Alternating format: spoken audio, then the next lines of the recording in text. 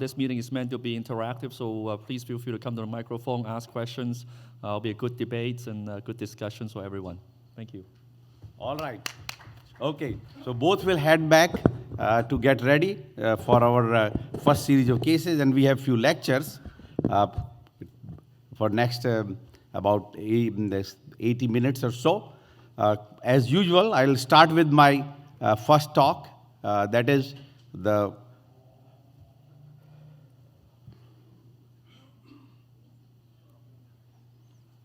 top 10 advances in transcatheter valve therapy. So it is just the following, the same, our June symposium, where top 10 advances in the coronary intervention. This will be the valve therapy. And basically, we know that we have encroached on all the four valves, the aortic, mitral, tricuspid, and pulmonic, but in a right manner. Right manner means that by doing the randomized trial and advancing the field further. Clearly, as we know that the whole field started by Anderson stent valve and then a lot of sheep experiment, which led to Alan Cribier to implant the first valve, which I call father of transcatheter valve therapy, in April 16th, 2002. And the conclusion was that non-surgical implantation of a prosthetic heart valve can be safely and successfully achieved with immediate and midterm results. And I'll show you the data now. Actually, we are talking about even long-term results of these techniques. So things have really moved up, like coronary growth happening. We are having a growth in the valvular heart disease. And I just want everybody to start with, because we have various, our audience, various level of their training, that we talk about any valvular heart disease with the stage A, B, C, D. A being at risk, B progressive, then C asymptomatic, and then you see that symptomatic with dysfunction of the ventricle versus no dysfunction, and then of course stage D is symptomatic severe. So what is going on is, besides working on the symptomatic, we are trying to see that can the curve shift of the transcatheter therapy in the asymptomatic patient, and why to wait for symptoms, and we have some data for that. So advances, which makes to our today's presentation based on the data presented in various meetings, and will lead to our change in clinical practice. So first I start with a tricuspid valve, which is probably the least in terms of being explored at present, although there are a lot of tricuspid landscape devices, but we really have made difference in the cooptation device with the Formica and the repair of the tricuspid valve.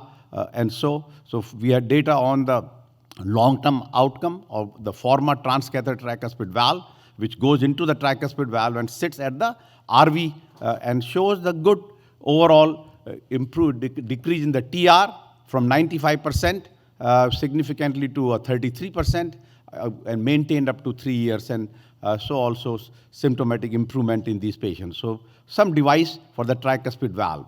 The second is still remain the tri-valve registry using the mitral clip for the tricuspid position for repair of the tricuspid valve, and data seems quite good that once you are successful, 0.83 in terms of the mortality, the success, if you are successful, mortality is 17%.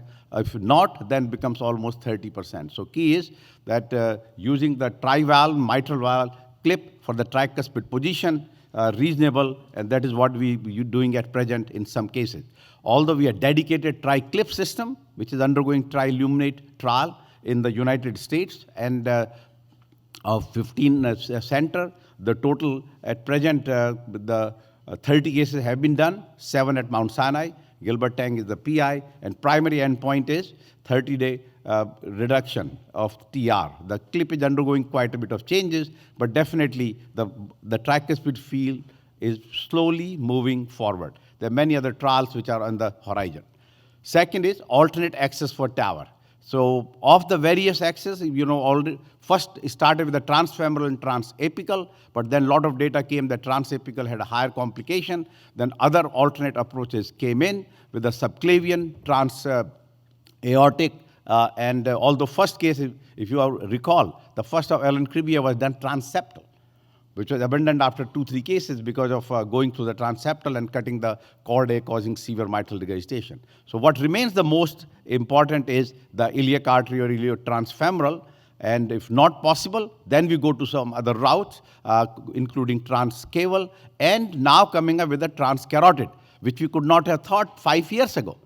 We thought that this device is going through the carotid, impossible. But I'll share the data with you where we are. And what we do is now try to get as much as possible from the femoral by percutaneous approach, or do the PTA if required to cut down. We actually have one case of that today.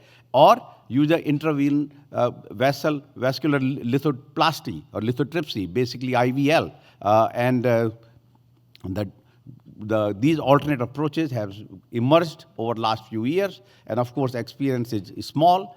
One very exciting is the intravascular lithotripsy, basically calcific vessels, one case we showed last year live was using the IVL in that calcific vessel, crack the calcium. Now we actually have the data of the prospective registry by Carlo Di Mario on 42 patients with a 47 lesion. There is no dissection or perforation. There was one pseudoaneurysm. Seems to be that preparing the peripheral vessel, in addition to PTA we used to do, routine balloon or stenting necessary, we have IVL available.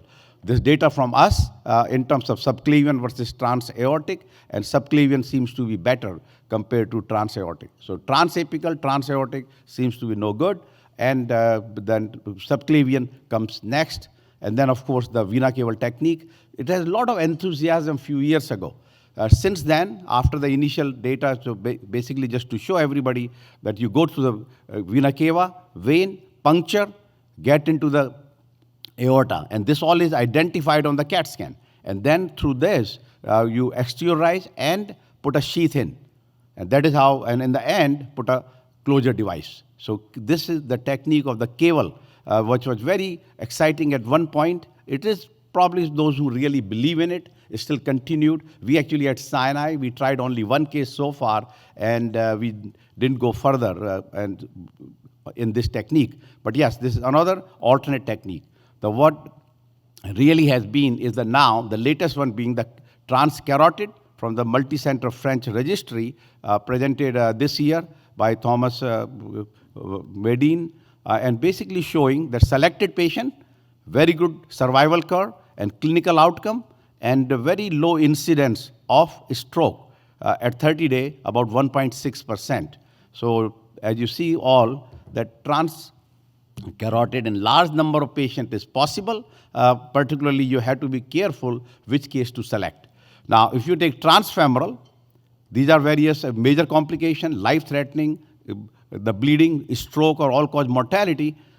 After transfemoral comes closest is the transcarotid with the data. Hard to believe, but it seems to be that selected cases which have been done by transcarotid are doing quite well. Then others are, of course, the transcaval, and these transapical, I'm sure, has already been abandoned. We haven't done apical in last 7 years. We have done transcarotid now, one case that was successful. So saying that transaortic valve replacement is via the transcarotid access may be the best alternative to the iliofemoral. So if I take in this algorithm that largely you want to do first is transfemoral approach. If it's not possible, then selected case, go transcarotid. If that is not possible, then you go to transsubclavian, and then I would say transcaval, and of course, transapical maybe as a large resort. The third is antithrombotic therapy post-TAVR. And of course, we have the antithrombotic guru here, Dr. Roxana Maran, as a part of our symposium co-directors, that has done a lot of work and brought this field, besides coronary, in the TAVR field, structural heart disease also. So single, double, or should you use oral anticoagulation? There is always an antithrombotic. You have a risk versus bleeding versus benefit in terms of structural valve. We actually have used empirically aspirin 81 milligram lifelong and clopidogrel 3 to 6 months, 75 milligram daily. There's no randomized trial to compare one versus the other. But when trial started, excuse me, we this has become the approach. And then should you use antithrombotic therapy to decrease the valve degeneration and thromboembolism? And so many trials have been done. One of them which has been presented is the Galileo, and which others are ongoing, which is very interesting, which envisages with Dr. Roxana Mehran being the PI, with the endoxaban patient with AFib versus not AFib. Now, Galileo is the trial which really taught us quite a bit. Some which we knew, that basically that after the patient starting, after 3 months, that you drop rivaroxaban versus clopidogrel, and then you continue one therapy only, aspirin or rivaroxaban. And what happened is, trial was completed last year, and that was August 2018. Data Safety Monitoring Board recommended to halt the study, follow-up due to safety concern. And this was presented in AHA last month by my colleague Dr. Dangas and published in NEJM, and basically showed that in terms of the efficacy endpoint of view, the antiplatelet therapy and anticoagulation, rivaroxaban, failed in all safety as well as efficacy endpoint. So not only that it was not effective, it also caused more, it was harmful. These are the various individual endpoints here, and that led to basically the trial halting and more bleeding and so on and so forth. So clearly what we learned, that routine anticoagulation after TAVR is not indicated. Now, the second point is the TAVR leaflet durability studies, which actually the field which was brought up to the stage by my colleague Raj Makkar, who is part of our faculty today, is the reduced leaflet motion after TAVR patients in the Galileo trial. And guess what happened? So basically what happened is that you see two things. One is the hypoattenuated leaflet thickening, which we call HALT, and then reduced leaflet motion. So if you have clot, the leaflet does not move, decrease, whether it's a 25% decrease or 50% decrease, are graded as 0, 1, 2, 3, and 4. So these basically are the early signs of valve degeneration. And of course, some of them are associated with change in gradient and other complications. So Galileo, the 4D study, for the leaflet point of view, the primary endpoint was that patients with one prosthetic valve leaflet with reduced leaflet motion more than grade 3. Patients with the same group, those patients got rivaroxaban versus antiplatelet therapy, and these patients were followed. And basically what they found, that rivaroxaban had a leaflet, the decreased leaflet motion 2.1%, in antiplatelet therapy was 10.9%. And you see thickening 12.4 versus 32.4. So it seems to be, from leaflet point of view, antithrombotic therapy did good. And that's what actually the data were in the past, confirmed in the randomized trial.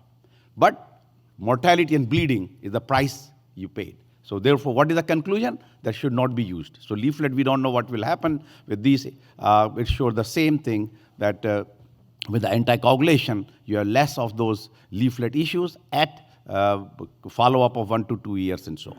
So then the partner 3, as well as the evolute low risk, require a CT sub-study by FDA.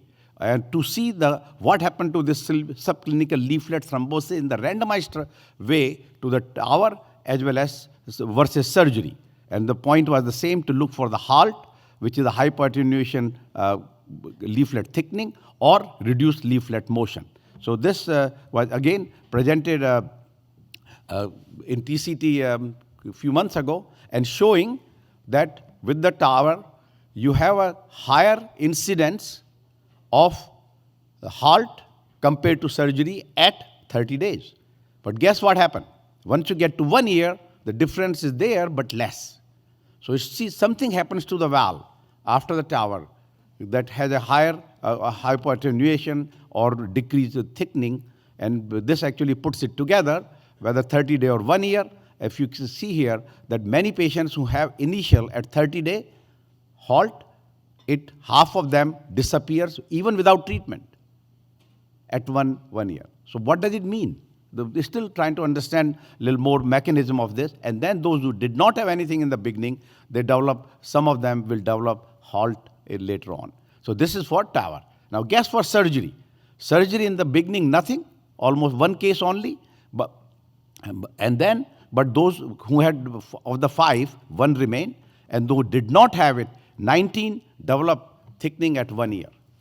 So field is a little confusing, but just to say that we understand the issue about the leaflet thickening and hypoattenuation, this density, what will be the long-term effect, still we need to learn and to follow these patients more. One thing for sure, that the restricted leaflet motion happen only when you have those patients with the halt. When hypoattenuation, those are the patients have restricted leaflet motion. If you don't have, then there is no restriction of the leaflet. So understood, because what we do in our field, first we understand the mechanism, and then we try to treat it. We thought we'll treat it by anticoagulation, but looks like answer is not there. That anticoagulation did terrible in all the trial, including the randomized trial of the Galileo. And this is basically, there's some gradient occurred, but not significant. And of course, anytime you have those valve degeneration, those have higher stroke, death, TIA, and so on and so forth. Now, what about the long-term durability? We have the data of the Notion trial with a 6-year follow-up, and you can see here moderate hemodynamic structural valve degeneration definitely is lower with a TAVI compared to surgery in this group of patients. Low-risk patient, 6 years. So at least we can say the TAVR as good as, or maybe even better from the symptomatic, from hemodynamic point of view compared to surgery. But severe hemodynamic is about the same, but clearly numerically lower with TAVR. And then, if you can see here, valve-related and reintervention and so, and severe hemodynamic structural valve deterioration, both are identical. So seems to be that valve, although we have data of only 6-7 years now, but some of the data are even longer, but seems to be that it does perform as good as surgical valve replacement. So then we go to S2 as mitral valve repair trials. We know the co-op trial 2-year were presented. Now they presented the 3-year, including the crossover of the 58 patient, because after 2 years it was allowed. Very beneficial data of mortality and heart failure reduction in the co-op, in the CLIP group compared to guided medical therapy alone. And that crossover really then allowed after 2 years. But just to say that after 2 years, the benefit continued or curve continued to diverge in favor of patients with decreased hospitalization with the CLIP. So also the mortality continued, including crossover and the individual endpoints. Also, this is very interesting, that those who crossover, if you do the 30-day crossover and you see patient immediately goes down in terms of their heart failure status. So seems to be that even we catch patients late, particularly in the trial, after 2 years, once they got the CLIP, they felt better in terms of their MR gradation as well as symptomatic improvement.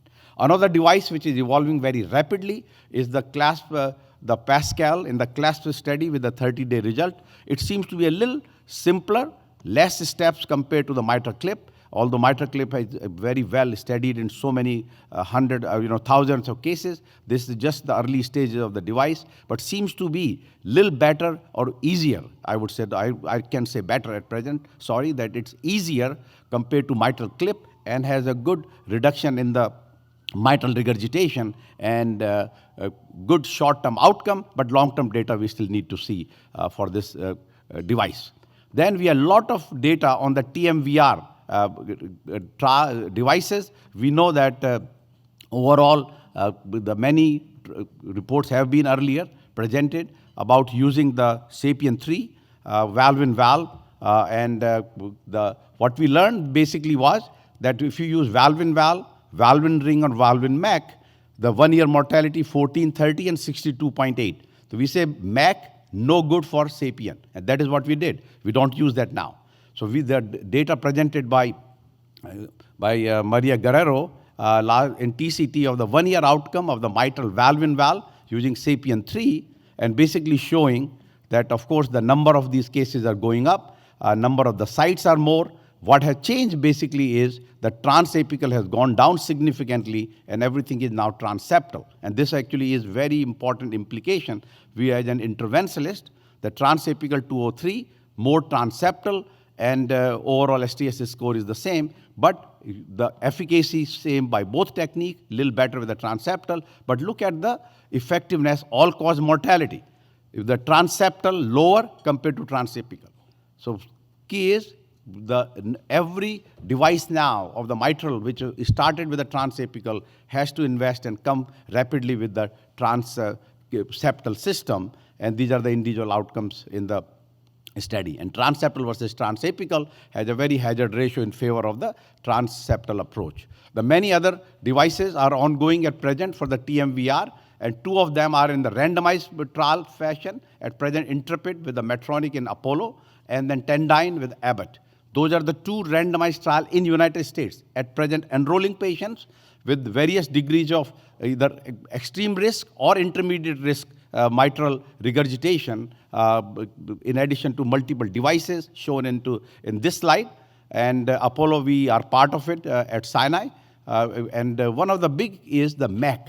Because we know that many other things can be done by other devices, but the MAC has been a trouble with the SAPIEN. So the MAC, there is a special single-arm MAC registry based on the patient's risk score, and they are being followed very carefully. What also has done Apollo, added edge to edge in the randomized clinical trial because of data of the mitral clip. The most important being now is the complete system modification to make it transfemoral. And it will be actually the expected date of start of the Transseptal in Apollo. The trial will be about February or March of this year. So we already have put the data into the IRB and will be starting Transseptal very soon. There are many other devices. You'll keep hearing about the TMVR system, and we'll continue to hear more and more about these devices, and particularly more so for the MAC. So let's go quickly to next, procedural volume and outcome, which is already for the transcatheter heart valve. The original data of the TVT registry showed that our number is around 100 to 150 for various aspects of the mortality, vascular bleeding reduction. There was no difference in stroke, whether you do 5 cases or 500, but 100 to 150 was the cutoff. And now there are 2 papers for those, one for the TAVI, is the data from the TVT registry in terms of transfemoral TAVR, and seems to be the same, that about 150 for decrease in procedural volume, the mortality, and of course the individual operator volume is about 60. So operator doing about 60 in TAVR, and the hospital performing about 150 are associated. That's where you start having a significant reduction in mortality and vascular complications and so. So then, what about mitral clip? So the data were presented for mitral clip also recently in TCT, published in JACC. An idea was to divide the centers or operators with the number from 1 to 25, 25 to 50, and more than 50. And these are the various centers which performing. So this is basically 1 to 25, 26 to 50, more than 50, and overall it seems to be that the efficacy becomes better once the volume of 50 is cut off for the mitral clip. And then if you talk about the MR greater than 1, which is the optimal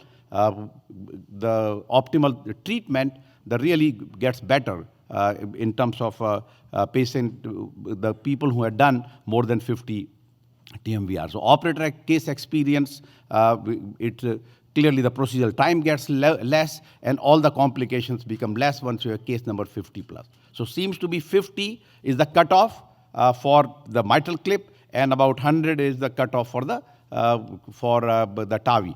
And these are the residual MR based on the volume and the hospital volume as well as the operator volume. So seems to be that volume is, again, even in the TAVR, is an important factor. So then we go to TAVR versus SAVR in intermediate risk AS, which is the 5-year result. Data again presented in TCT with showing that basically, while overall, these were the patients with the intermediate risk randomized to TAVR versus SAVR. TAVR was used as a SAPIEN XT in these patients, an identical outcome, but little disturbing and making us humble. That is, that after 2 years, if you take a landmark analysis, you see that curves are little clearly in favor of surgery versus TAVR. So this was early generation, the SAPIEN XT, but that is, although the aortic valve area remained good, better with the TAVR versus surgery, but overall we saw the curve separation. So what we saw basically is that less for the transfemoral, and of course with the old device because of more PVL leak. Why? Paravalvular leak, which was much higher in these patients after TAVR, and this correlated with higher mortality. So clearly 64.8% death rate if you left more than mild mitral, the paravalvular leak. So that basically is one of the important factor, and I think that is the valve design. The SAPIEN 3, which is extra skirt, really eliminate this paravalvular regurgitation. So this seems to be that this is the one thing which we need to continue to follow a little more closely. And then, of course, the data of the bicuspid valve were presented, which are also seems to be good. So then, very, very interesting concept of the early TAVR or surgery or versus observation for asymptomatic AS. So of the various emerging field, early TAVR in asymptomatic severe AS, because it was not done in the past region, event rate was, mortality was 1 to 2% per year, and surgical mortality based on the comorbid condition could be anywhere from 1 to 5%. So question is, how do you trade off? Unless you bring the mortality to less than what will be the natural history of the asymptomatic severe aortic stenosis. And that led to the start of the early TAVR trial, which is the transfemoral TAVR, 1-to-1 randomization versus clinical surveillance. And this trial is ongoing with a 2-year endpoint. Then in this case, the surgeons actually did a great job of having a randomized trial of early surgery versus conservative care in asymptomatic AS, and basically showed that in a small number of patients, about 745, that conservative at follow-up of 8 years, you have 26% cardiovascular death compared to 1% with surgery. Excellent, excellent observation. So clearly our thinking, patient with a severe AS, valve area, the gradient of more than 50, and velocity of more than 4.5 were included.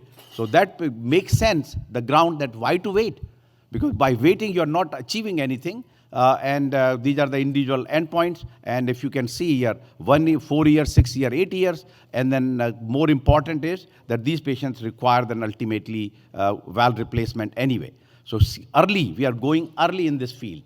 And then lastly, the most important advance, I would say, for top 10 for valve therapy will be TAVR versus SAVR in low-risk surgical AS patient. So we have the data of the traditional, low, intermediate, high, and extreme, and now we have the low risk clearly has shown beneficial in the various of the 4 trials at present which were presented. It started with the NOTION trial, which showed 5-year data equal of both the SAVR and TAVR, and then in the partner which have looked into all the 4 risk groups and presented partner 3 trial comparing TAVR versus surgery, and basically showed that if you take a primary endpoint of death, stroke, or repeat hospitalization, TAVR was better than surgery, and individual endpoints are here. Most important being that stroke numerically lower and length of stay, 3 days versus 7 days. Very, very important information